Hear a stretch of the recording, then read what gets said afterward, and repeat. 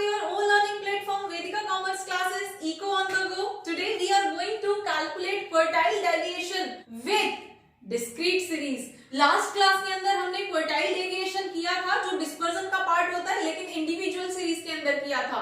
आज हम discrete series में करने जा रहे हैं और फॉर्मूला तो एज इट वाज वही रहेगा जो हमारा क्वार्टाइल के अंदर होता है। किस तरह से कैलकुलेट करते हैं, हमारे पास क्वार्टाइल 1 और क्वार्टाइल 3 टू क्वार्टाइल्स हमें कैलकुलेट करनी होती हैं।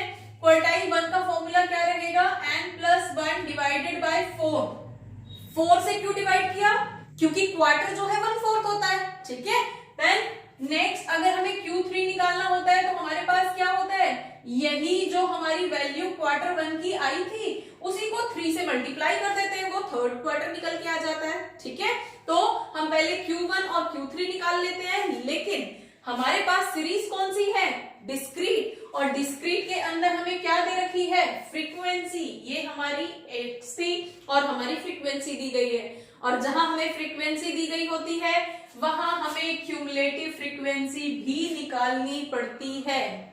ठीक है, तो हमारे पास क्या हो जाएगी, पहले हम क्यूमुलेटिव फ्रीक्वेंसी निकाल लेते हैं। 3 then 8, 3 + 5 8 + 10 18 18 + 12 30 and then 36 and then 40। ठीक है, तो हमारे पास n क्या होगा, n = 40। डिस्क्रीट सीरीज में जो n निकल के आता है वो हमारी फ्रीक्वेंसी का टोटल होता है। ठीक है, अब उसी के बेस पे हम यहाँ पे क्वार्टाइल निकालेंगे।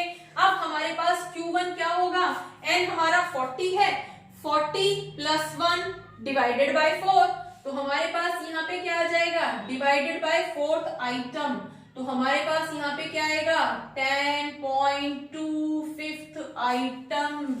अब हम अपनी क्यूमुलेटिव फ्रीक्वेंसी में चेक करेंगे। क्यूमुलेटिव फ्रीक्वेंसी में हमारा जो 10 पॉइंट समथिंग आ रहा है वो कहां पे होगा, 8 और 18 के बीच में मिलेगा ना 10, है ना। तो हमारी जो भी वैल्यू यहाँ पे सॉल्व करके आई थी 10th + 2 5th आइटम, उससे जस्ट सुपीरियर वाली वैल्यू को हम पिक कर लेंगे। ठीक है, और जस्ट सुपीरियर कौन सी है, 18। 10 से बड़ा तो 18 ही है, 8 तो छोटा हो जाएगा ना, तो उससे रेलेवेंट हमारी जो भी वैल्यू होगी वो हमारा क्वार्टाइल 1 बोला जाएगा, x।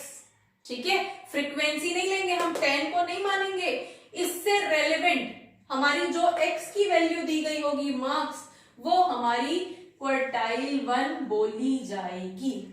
ठीक है, तो क्वार्टाइल 1 क्या है हमारा, 10.2 5th आइटम इज 6, तो 6 नंबर जो है वो क्वार्टाइल 1 के हैं। ठीक है, अब नेक्स्ट हमारे पास क्या आता है, अब हमें Q3 भी कैलकुलेट करना है, तो Q3 भी हमारे पास यही रहेगी। हम इस तरह से भी सॉल्व कर सकते हैं और सिंपली जो हमारे पास आ रखा था हम उसको भी कर लेंगे। तो 3 की अगर हम मल्टीप्लाई कर लेते हैं 10.2 5th आइटम के अंदर, तो हमारे पास क्या आ जाएगा, 30.7 5th आइटम। ठीक है, हमें यहाँ पे पॉइंट के बाद वाली वैल्यू का कोई बहुत ज्यादा कैलकुलेशन करने की जरूरत नहीं है। ठीक है, देन हमारे पास अब 30 से बड़ा नंबर कहाँ पे है, यहाँ पे 30 और 36 के बीच में आएगी ये वैल्यू, तो 30 से बड़ी, 30 तो हमें लेना नहीं है, 30.75 है, मतलब 31, तो 31 से बड़ी वैल्यू हमारे पास कौन सी है, 36 है ना। तो 36 के करस्पॉन्डिंग हमारी x की वैल्यू क्या है, 10, तो ये हमारी क्या हो जाएगी, क्वार्टाइल 3। ठीक है, तो अब हमारे पास क्वार्टाइल 1 की भी वैल्यू है, क्वार्टाइल 3 की भी वैल्यू है, और क्वार्टाइल डेविएशन का फॉर्मूला क्या होता है, quartile deviation = Q3 - Q1 divided bye 2।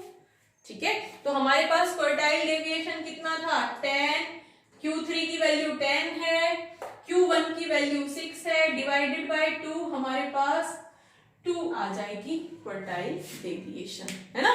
4 divided by 2 = 2। Clear. अब यहाँ पे अगर हमसे रेंज ऑफ क्वार्टाइल डेविएशन बोला जाता तो रेंज ऑफ क्वार्टाइल डेविएशन क्या था, Q3 - Q1, ये तो हमने पहले ही निकाला था, 10 - 6 = 4 हमारी क्वार्टाइल रेंज होती। ठीक है।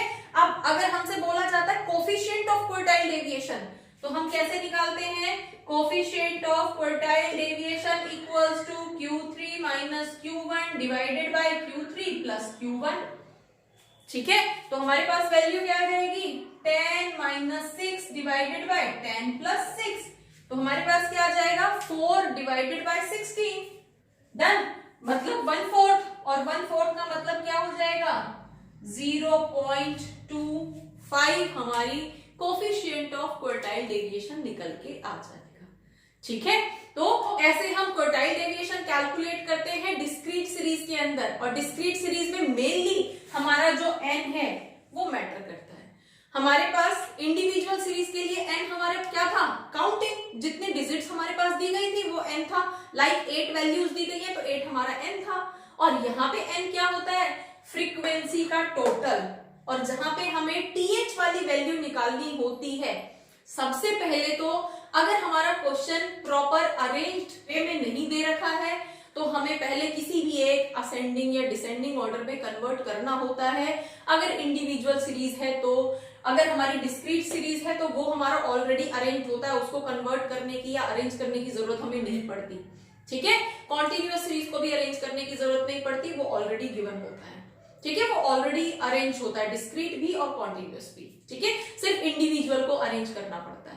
दूसरी तरफ हमारा जो n है वो n हमारा फ्रीक्वेंसी का टोटल होता है, ठीक है। और उसके अकॉर्डिंग जब भी हमें th वाली वैल्यू निकालनी होती है तो हमारी फ्रीक्वेंसी के साथ हमें CF क्यूमुलेटिव फ्रीक्वेंसी निकालनी होती है, क्योंकि ये हमारे पास 10.25 आइटम आ रहा है और हमारे पास फ्रीक्वेंसी में चेक नहीं करेंगे उसको हम क्यूमुलेटिव फ्रीक्वेंसी में चेक करेंगे, ठीक है। तो होपफुली डिस्क्रीट सीरीज में क्वार्टाइल डेविएशन, उसका कोफिशिएंट, उसकी रेंज कैसे कैलकुलेट करते हैं आपको समझ आया होगा। For more keep watching, keep learning. Thank you.